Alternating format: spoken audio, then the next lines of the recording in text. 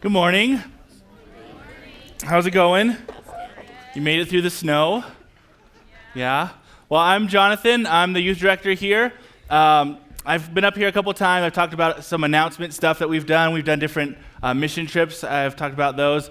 Right now, we're doing a fundraiser. Maybe you've seen in the Agora, we're collecting old electronics, and we're going to be recycling them, send them to a place that recycles them. So what I want you to do right now, before I start, is we're going to take a little minute to kind of relax. I want you guys to close your eyes, unless you're walking. Just close your eyes, and I'm going to ask you just to think about some different things. So first, let's take a deep breath. Everyone take a deep breath. All right, I feel more relaxed. That's good. So I want you to remember your first car.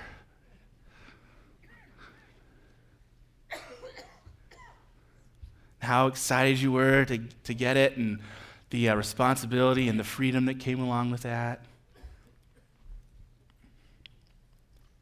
Next, I want you to remember, if you're married, I want you to remember the time you met your spouse for the first time. How excited you were to get to know that person. Next, if you're a parent, I want you to remember the first time you got to look into your child's eyes. How excited you were to finally meet that little baby.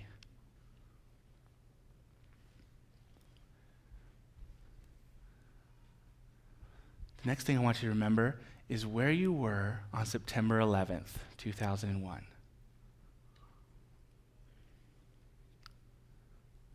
What were you feeling?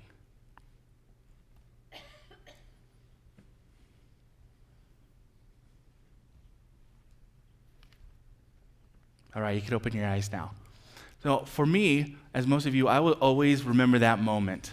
Not because of the devastation that of losing so many Americans on our soil, but just because that changed my life forever, as some of you, it might have changed your lives. So I'm going to share with you a little bit about that today. But let me ask you a question. Have you ever had those moments where you were like, God, what are you doing? Have you had those? You can raise your hand. I'm the youth guy. I like people listen. Okay. So have you ever just wanted to know that Jesus was just like at Starbucks waiting for you to just come and talk to him? Wouldn't that be great? Or what if you were like wanting to talk to Jesus and he was... Yes. Jesus. I was just talking about you. I have some questions. Could you answer some questions? Read my word, Jonathan. But I was asking... Read my word, Jonathan. Okay. But Jonathan, read my word. All right. Thanks, Jesus. All right. Thanks for stopping by. Wow. There you go. There's Jesus. All right. Clap for Jesus. There he is. Have you ever seen that movie, The Pursuit of Happiness? You can raise your hand. There we go. A lot of people have seen it. If you haven't, it's Will Smith is in the movie, and most of the movie he's homeless, and he's got different things going on in his life. And one of the things that I like about the movie is he names different chapters in his life. He gives different chapters in his life titles. And one of the ones that I remember from the movie is he entitles one part of his life Running. And he entitles this because he always was running after something or someone. He was running after his son. He was running after a job. He was running after the bus. He was always running around. And so this morning, I want to share 2 chapters of my life with you. Is that okay? Okay, that was pretty good. So the first chapter, if you look at your notes, they're on the back there. The first chapter I've entitled, "You want me to do what?" Just like that. I couldn't know how to enunciate the what, but that's what it is.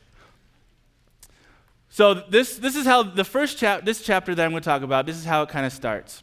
Me and my wife, Shauna, had just moved back from Minnesota. I went to school in Minnesota for a little while. We just moved back to Sonoma County, where we grew up. We were living on a vineyard in a cottage. Oh, yeah, I knew it was coming. And every morning we'd wake up and there'd be horses outside running around, and we'd see the vineyard. And it was a tiny little cottage. We didn't have any kids at the time. And we actually did have some extra unwanted pets inside, so maybe we feel a little comfortable, I guess. But so we were living there. my wife Shauna was working at my mom's daycare. She had an in-home daycare, so she was doing that. I was working at a group home with at-risk teens, and I was enjoying that because it was a population of students that I had never worked with before, and a population that a lot of people just kind of forget. So I was really enjoying, doing something a little new.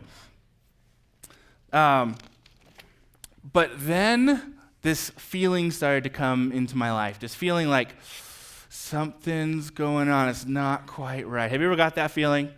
Yeah. We get that feeling. You're like, okay, what's going on?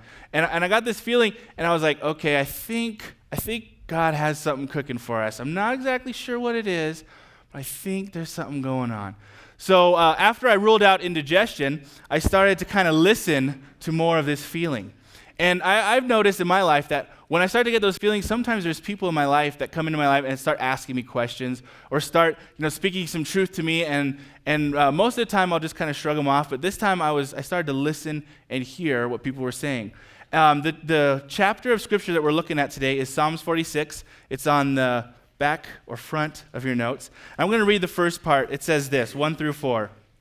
It says, God is our refuge and strength, an ever-present help in trouble. Therefore, we will not fear. Though the earth gives way and the mountains fall into the heart of the sea, though its waters roar and foam, and the mountains quake with their surging, there's a river whose streams make glad the city of God, the holy place where the Most High dwells. So I want you to do, if you have a pencil or a pen, I want you to underline God, the first part, God is our refuge and strength.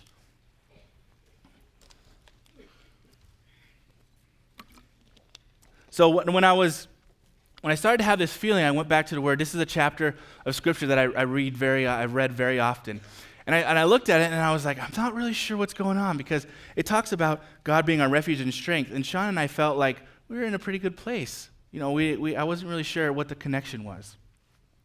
But again, I started to hear people coming into my life, started asking me different questions about different things I had never thought about before. Some of the people started asking me about military, if I had ever thought about being in the military. And I'm like, no, I've never thought of that. But because I was trying to be conscious of God's voice and I was trying to yield my life to Him, I was like, okay, I'll listen to some of those people. So when I finally decided that, a lot more people came into my life and were asking me about, what if I've ever heard of the chaplaincy in the military or chaplain assistance or all these different things. In the different services, they're called different things. And I was like, oh, maybe I should listen. So after a couple of these people asked me, I talked to Shauna about it, and she was like, really, the military? Because I don't know. And I was like, well, I can't really ignore God. It's probably not the best thing to do. So what we did is we prayed about it, and we came up with 3 different parameters, kind of things that we were putting before God, saying, hey, if this is really what you want us to do, these are the things that you could show us that this is what it's about. So I talked to a recruiter, and I went in and I was like, hey, I think I'm supposed to talk to you about being a chaplain assistant. First I went to the Air Force guy, and they kind of blew me off, and I was like, okay, well, I'm kind of persistent. So I went to the Army guy. I was like, hey, I wanted to talk to you about this chaplaincy and chaplain assistant thing. So he's like, oh, yeah, okay. And, he did the whole recruiter thing. And he's like, well, what's your second choice? I was like, nope, no second choice. And he's like, oh, okay. So I went to Sacramento from Sonoma County. I went to Sacramento to this station they call the MEP station, where they give you all these tests and make sure you're even eligible to join the military. Then the very last station, they sit you down with this guy in a desk, and he's like typing on his computer. He's like, okay, so I see you want to be a chaplain assistant. And he types up all this stuff, and he's like, we don't have anything for you. Like, do you have like a special God told me to come here file? Because that's probably where I'm at. And nothing happened. So that was a Wednesday, so I was like, okay. So I went home and went back to doing what I was doing. The very next day on Thursday, the recruiter calls me back. He's like, hey, we have something for you. I was like, well, you didn't yesterday. Okay. So Sean and I went back to MEPS on Friday. I didn't have to do all the tests. I went straight to the guy with the magic computer.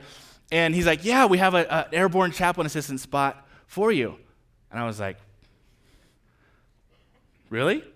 Well, okay. So I remember I went back out, told Shauna, I was like, hey, this is what they have. And she's like, well, then you're joining, right? So, okay. So I signed the papers.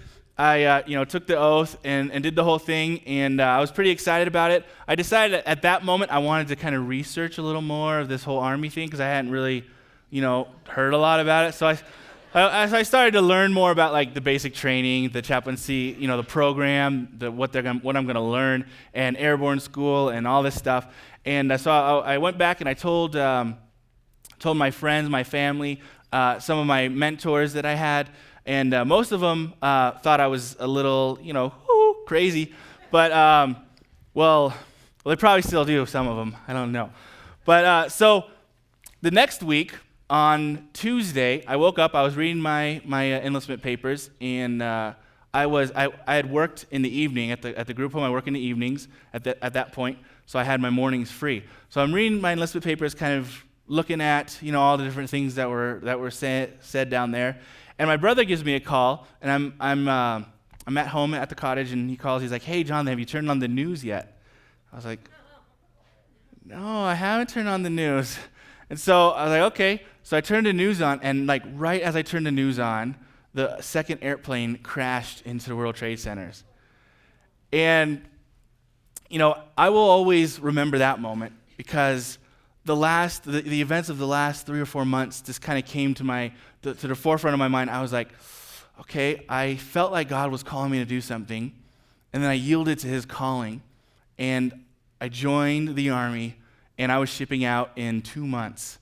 And now this attack had happened to our country, in our country, and we were probably going to war.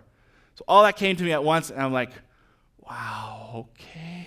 So I went down, went to where Shauna was working, and I talked to her a little bit. I was like, this is really awful. This is not good. I mean, not just that I was in the military, but just what had happened. We talked about it for a while, and we prayed for the families. We did things like that. And the next day, I woke up and I went to go have lunch with her, and I was still kind of in shock from the day before. I was driving, ran up into the driveway. She comes running out. And she's like, "Jonathan, guess what? I got something exciting to tell you." And I'm like, "Okay, let me get out of the car." She's all, "I'm pregnant." I was like, "Yay! Yeah! Woo! All right." So that kind of hit me. That's what I said. I think I said probably something else in my head. I'm not really sure. But it was like, okay. So we talked about that. We talked about, I went back to the recruiter and I asked a lot more questions. I started to kind of count the different weeks that I had to go to training, counted the weeks for basic training, counted the weeks for my school. And I was counting all those. I was leaving in November. She was due in May. And it was like, oh, that's, one of the things I had learned about military training is if you get hurt or if you don't pass one of the sections, they send you back to that and you have to redo that section. It's called recycling. So I was like, okay, all right. So we prayed about it, and we still felt like now, even more that God was calling us to go into this military service. And I was being called into the assistant chaplain position to be able to be there for soldiers. And it was not an easy place to be. I was still uneasy. I was still having problems yielding kind of some of that fear, some of that concern that I had. And so the second part of Psalms, I'm going to read this part. Like I said, this chapter in Psalms has always kind of been in my life, and I've always read it and reread it and focus on different parts in different parts of my life. So it says this: God is within her. She will not fall. God will help her at daybreak. Nations are in an uproar. Kingdoms fall. He lifts his voice. The earth melts. The Lord Almighty is with us. The God of Jacob is our fortress. Come and see what the Lord has done, the desolations he has brought on the earth. So after reading this, I prayed, and I finally started to become still, and I started to allow myself to hear God's voice. And I knew even before that God had something amazing for me. And I knew that it wasn't going to be easy. I knew that I was going to go away. I was going to have to leave my wife who was pregnant, and I was going to have to go away to basic training and get through that by myself or with God. And when I went to basic training was an okay experience for me. I met a few Christian guys, And one of the verses that Brett talked about last week, John 10:10, is one of the verses that we really reread in our groups. It says this: "The thief comes only to steal, kill, and destroy. I have come that you may have life and have it to the fullest."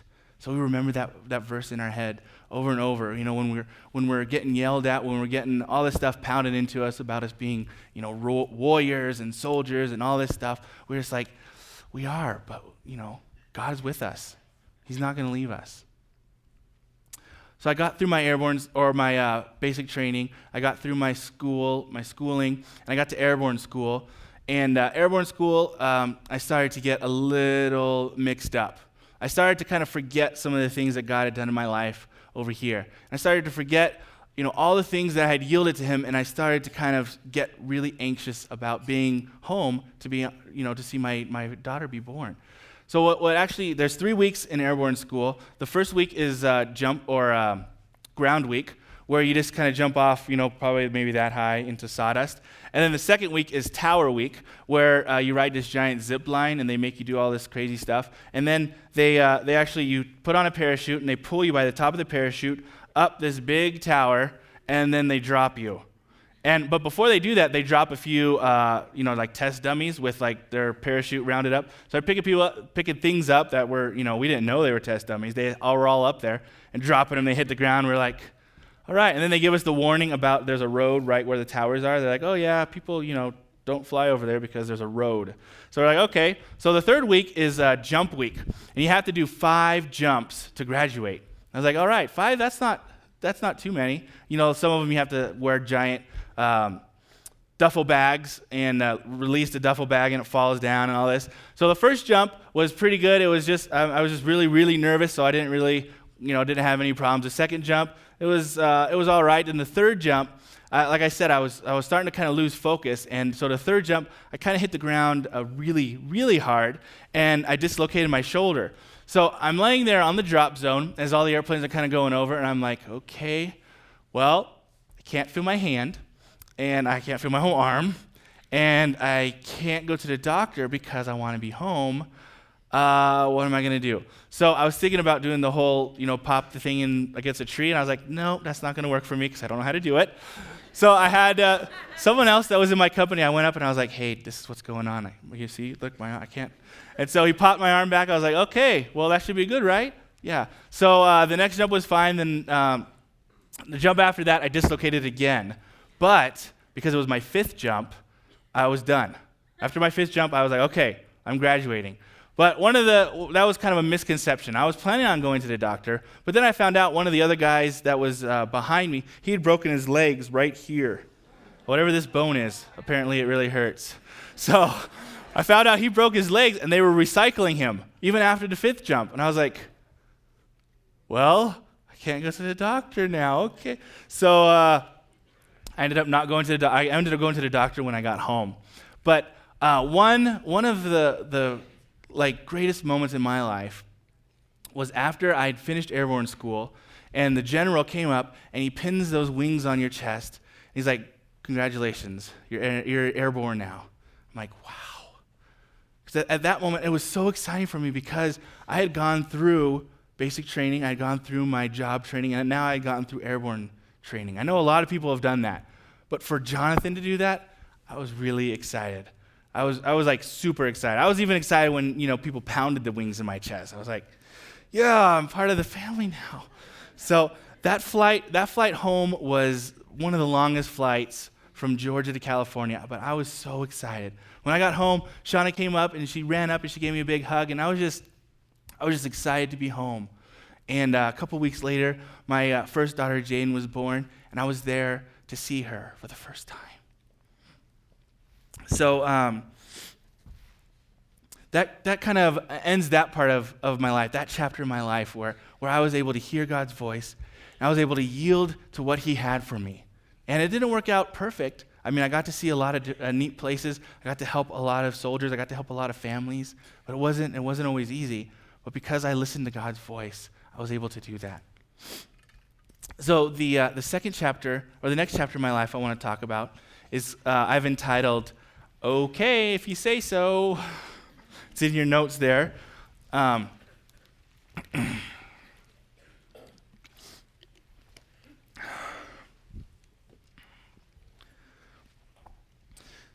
So this chapter starts, I got out of the military in 2005, off of active duty.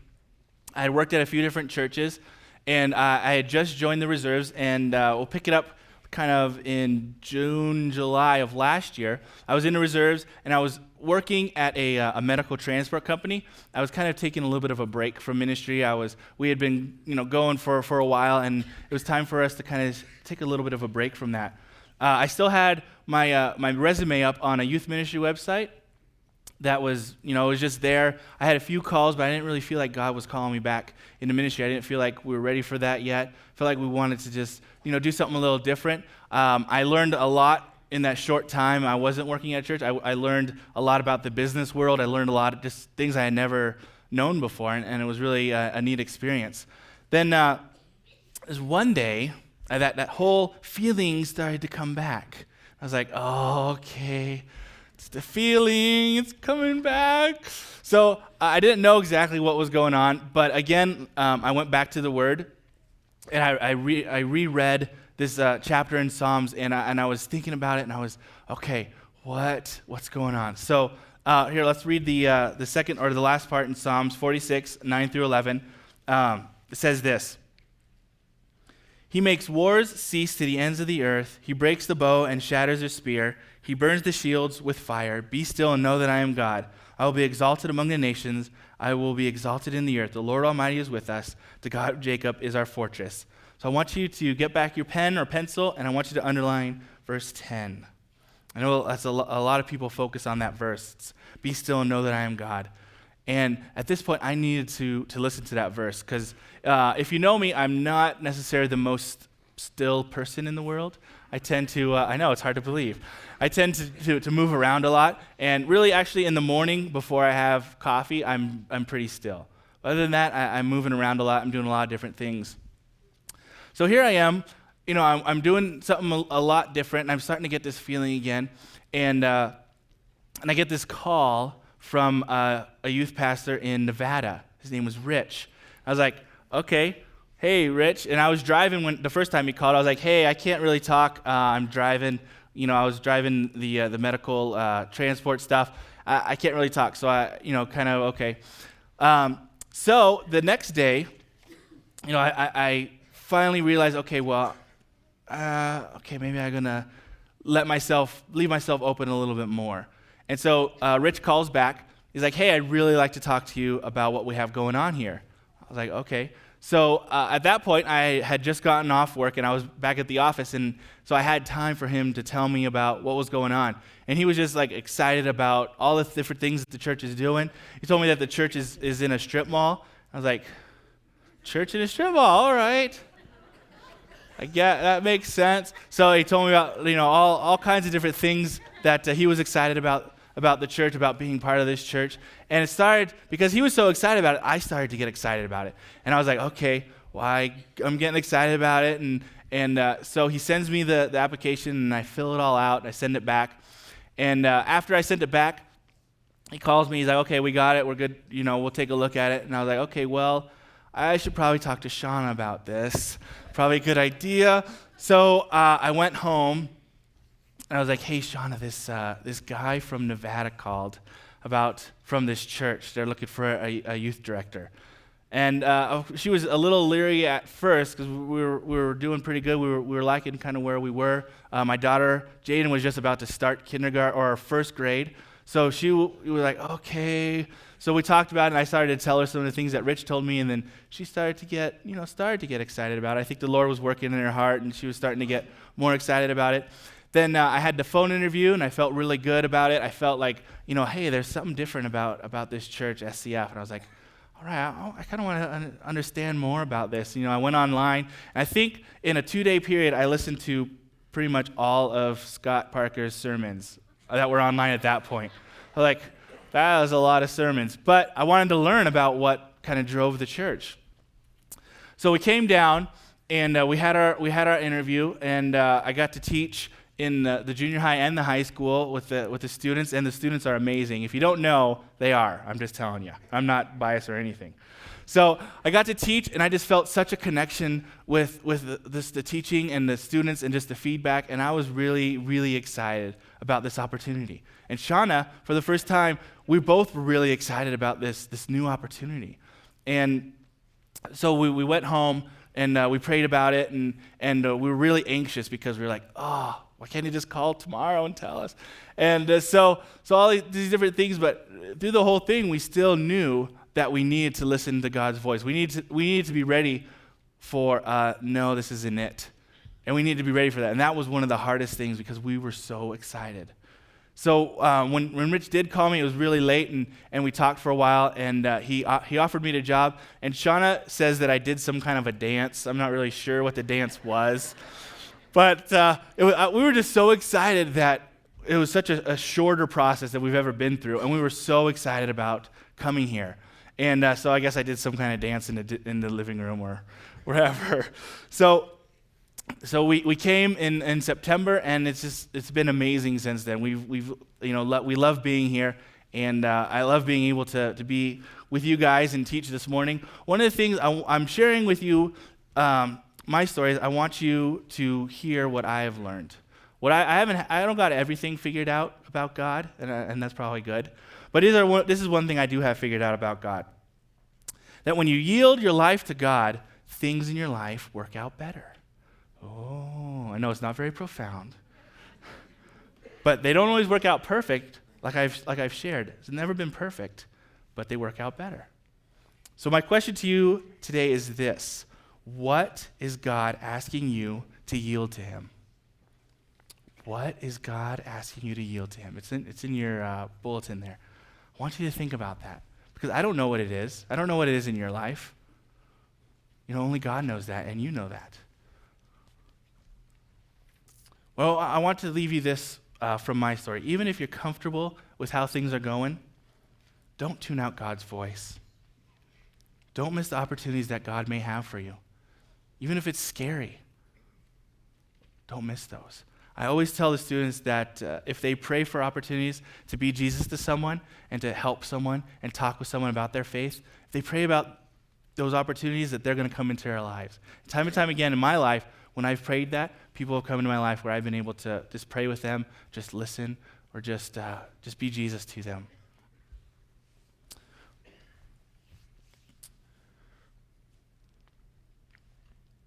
Oh, I'm going to pray. Lord, we just thank you. We just thank you for who you are.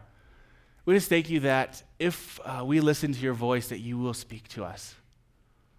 Lord, we just pray that you help us to yield our lives to you. Lord, I pray that you help us just to calm ourselves and just to be still and hear your voice, Lord. Just be with us now as we continue to worship, and just thank you for everything you do in our lives, Lord. In him we pray, amen. All right, let's stand up.